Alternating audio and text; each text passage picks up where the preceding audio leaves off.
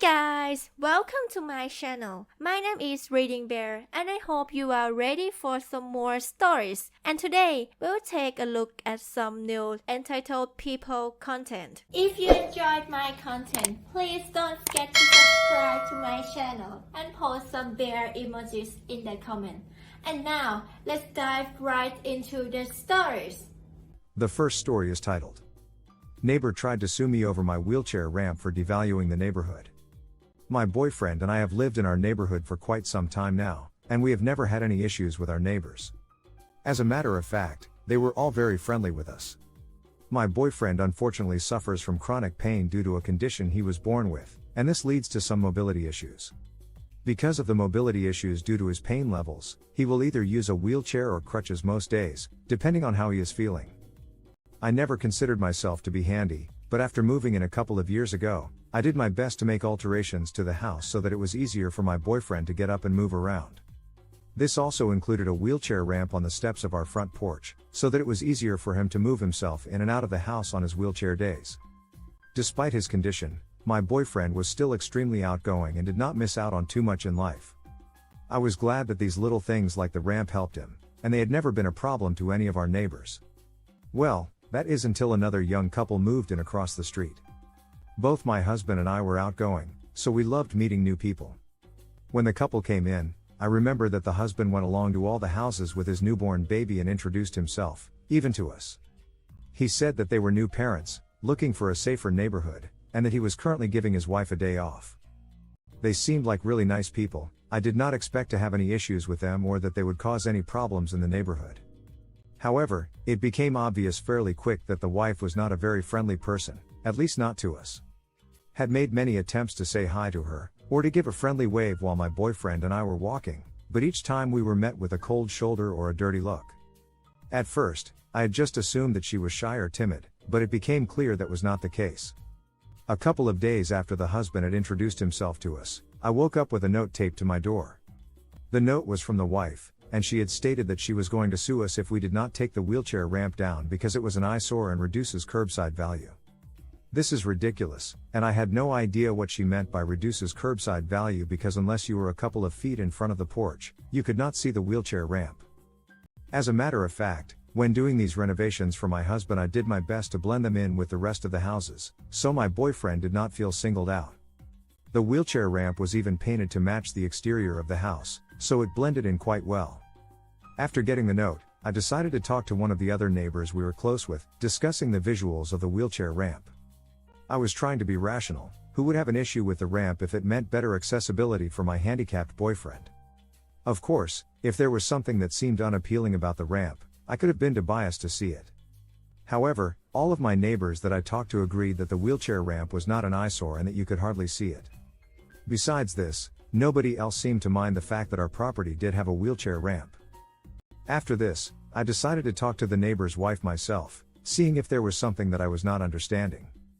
I already had the thought of lawyers and legal help in the back of my mind in order to protect my boyfriend, but I thought it might be best to try and work anything out before taking extreme measures.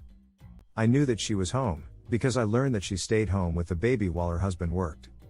I walked over to her house, ringing the doorbell before stepping back and waiting for her to answer the door. However, this never happened, and I was beginning to feel extremely frustrated. If she were going to post notes on my door, she could at least have the guts to talk to me.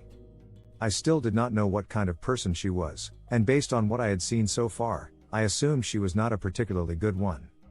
I tried not to be paranoid, but it was hard when I just wanted my boyfriend to be happy, protected, and healthy. I ended up purchasing home security cameras and posted a small sign next to the porch that said, "Smile. You are on camera." The very next day, however, word must have reached the neighbors that I had talked to the other neighbors about the note, because the husband was at our door the next day apologizing. He had stated that his wife was stressed about the baby, and that he would make sure she would not bother us again. It was nice, of course, that he apologized and acknowledged that his wife was not being very neighborly. However, it would have been nicer if she could have apologized for herself, and if she would have apologized to my boyfriend. Nonetheless, I accepted his apology, but still kept the security cameras rolling and the sign up next to my porch, which ended up working out in our favor. It was only 3 days later that I had woken up on a weekend afternoon, Going outside to grab the newspaper when I found the wheelchair ramp had been flipped upside down, significant damage apparent as it laid at the end of our porch in big chunks of wood. I was so upset. How could somebody do this to somebody suffering from an illness? I obviously knew who it was, and immediately went back inside to check the security cameras on my computer. I rewinded the footage, and on the screen, the wife could be seen walking up the porch in the middle of the night, ripping the sign off my porch into pieces. After she ripped the sign up, she dragged the ramp down by the bottom, and flipped it over so that the top of ramp smashed against the concrete and caved in, damaging the ramp completely. This infuriated me to no ends, and while I was never a revengeful person, I was going to make sure she got what she deserved. I was glad that I followed my instincts and utilized the security camera, because it made taking legal action that much easier. I called the police that same day to file the report and was able to provide them the security camera footage of her damaging the ramp. I also had kept the note she posted on our door just a week prior and was able to give them that as well. I felt bad because the husband would have to pay the consequences too, but this was just not okay and not fair to my boyfriend. We had done nothing wrong to anyone, or her. However, I was glad that she was not going to get away with it, and my boyfriend would get justice. Because of the camera footage and the note she posted, there was not much of an investigation because there was clear evidence she was the one that did it. After a couple of court appearances, she was found guilty of vandalism with a misdemeanor charge. Not only she did have to pay the damage she caused to our property, but on top of that she had to pay a $5,000 fine, and she earned 6 months in the county jail. The couple's reputation quickly ended up being tarnished in the neighborhood because of this, and the couple moved out of that house into 2 weeks, right before she had to go to jail. Karma must be real though, because the next family that moved into their house had a handicapped son, and we were no longer the only household in the neighborhood with a wheelchair ramp. The next story is titled, Taken by EMTs Against My Will. Maryland. I was out at the bars on Thursday night in College Park, MD. Apparently, I had a bit too much to drink and don't remember anything that happened that night, but I do remember waking up in the hospital the next morning.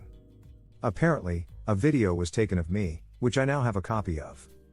In the video you can see me lying on the ground in the parking lot next to the bar surrounded by cops and EMTs. In the video you can see the EMTs kneeling down next to me and asking me questions, and you can clearly hear my yelling at them to leave me alone and don't touch me. They ask me if I want to go to the hospital, and in the video, I yell that I do not want to go and that they need to leave me alone. They keep asking me questions while I keep telling them to get away from me until they ultimately decided to load me into the stretcher by force and take me to the hospital against my will. I want to sue the Prince George's County Fire Department, the College Park Volunteer Fire Department Incorporated, the individual EMTs who took me against my will, and the person who filmed me. The problem is I do not know the names or identities of those individuals. I called the College Park Fire Department to ask about it, and they basically stonewalled me and told me to call the Prince George's County Fire Department Office of Public Information, which I did, and they only stonewalled me further and wouldn't disclose the information I need. How do I force the fire department to disclose the identities of the individuals who violated my rights? Edit, I see now that posting here was a mistake. You guys aren't very helpful. In any event, I still fully intend to sue. Update. For those of you who may remember me from a while back, and those who read my original post just now, you're probably wondering why I'm bothering to post this update in the first place. I'll get into that later, but the short answer is that I believe the responses I received too, and the subsequent consequences of my original post here played an important role in causing me to do a serious amount of self-reflection, which resulted in me making serious, positive changes to my life. I suppose you could even call this update a thank you of sorts. Anyways, on to what actually happened after my original post 8 months ago. As my edit to the original post implied, I did not get what I wanted from my original post. What I wanted was a bunch of people to tell me what I wanted to hear, and to provide an escape from the consequences of my own reckless behavior. What I got was a whole lot of people reminding me that there was no one to blame but myself, and that I had to now face the consequences of my actions. Naturally, I refused to accept this, and went ahead and consulted a lawyer.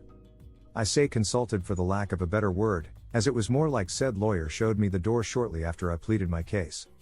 This, however, did not deter me. If anything, it only invigorated me further. I decided on pro se representation. The first step was, of course, collecting evidence. And by collecting evidence I of course mean showing up to the fire station that housed the ambulance that picked me up drunk and demand the information I wanted. Luckily, This was at approximately 3 a.m., and only one firefighter was awake at the station at the time. I suppose I should count myself extremely lucky as he did not immediately call the cops on me, but instead sat there patiently and listened to me as I screamed unintelligible nonsense at him. Even offered to give me a ride home using the department's utility truck. Needless to say, I did not acquire the information I sought out, so I returned home and passed out. When I woke up to a shitstorm. The original post I had made here had apparently been cross-posted to another subreddit, which somehow led to me being doxxed and humiliated by almost everyone who knew me. Even my boss laughed at me. Suppose I should be grateful that I wasn't fired. In any event, the humiliation led to me taking a step back and looking into my life with an outside perspective. I hated what I saw. I hated it so much that I swore to myself that I would change. And somehow, I did. Sort of. I never actually ended up filing anything with any sort of court. Good thing too. Would only have served to waste my money and humiliated me further. I came to the conclusion that I was a functioning alcoholic. A few months ago, I began to try the AA route. It was hard, and I released a few times, but as of posting this update, I am over a month clean. I don't really want to get into the details of my recovery, but needless to say the slap in the face I got from the doxing of the post I originally made here really helped out. I won't bore you guys with the details of how I proceeded to clean up my life after that, but I consider myself a seriously different person than I was 8 months ago. And it's all due to a chain of events that was born from the original post I made to this subreddit, and for that, I'd like to thank you guys.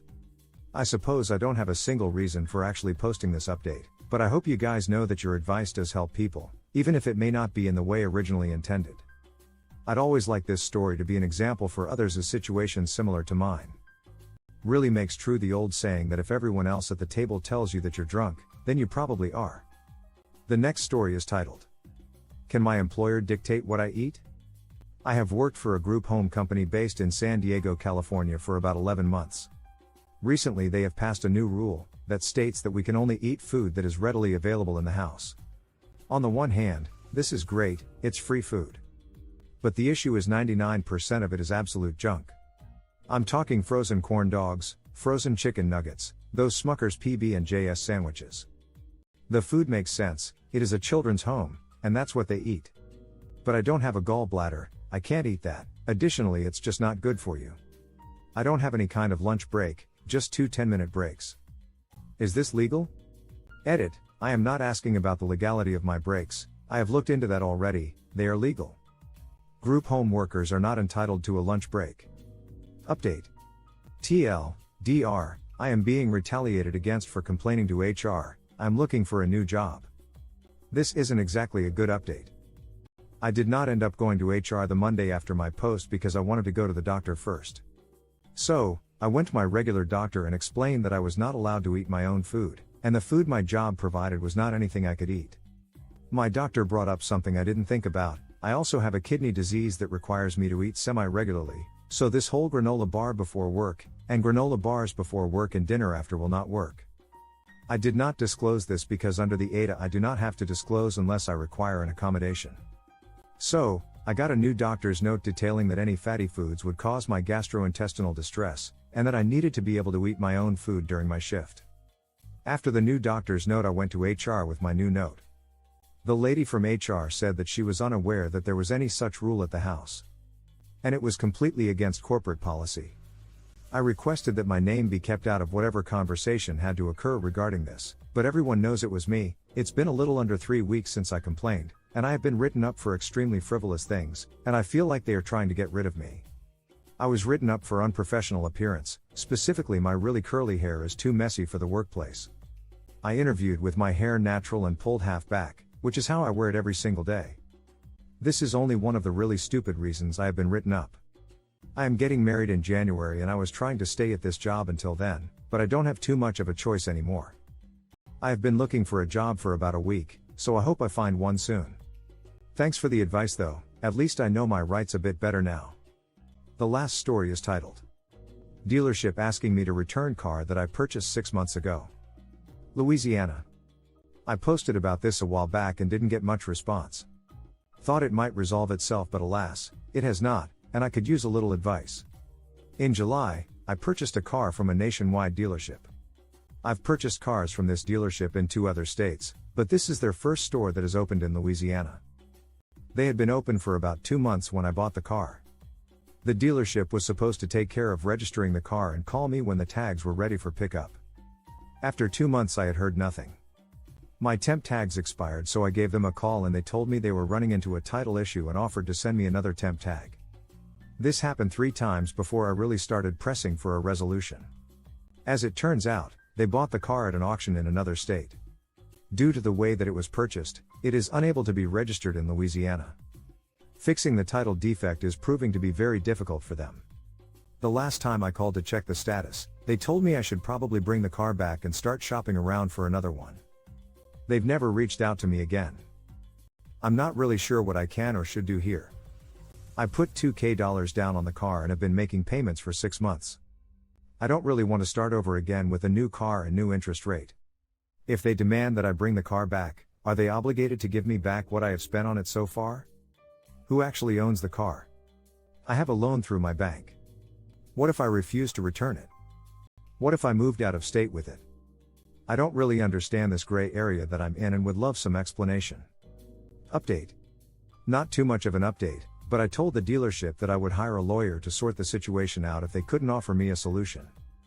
I got a call on Monday that they were able to work with the Texas auction house to get the title for the car. I'm supposed to go tomorrow and pick up the tags. The employee I spoke with was polite, but I could tell by the way she talked that it was a major headache for them to fix this issue. Not my problem. Thanks all who contributed advice. I had no idea what type of lawyer I would even need for a situation like this. I'm glad it didn't come to that, but at least I felt like I knew which steps to take next if I needed to. Thanks for listening.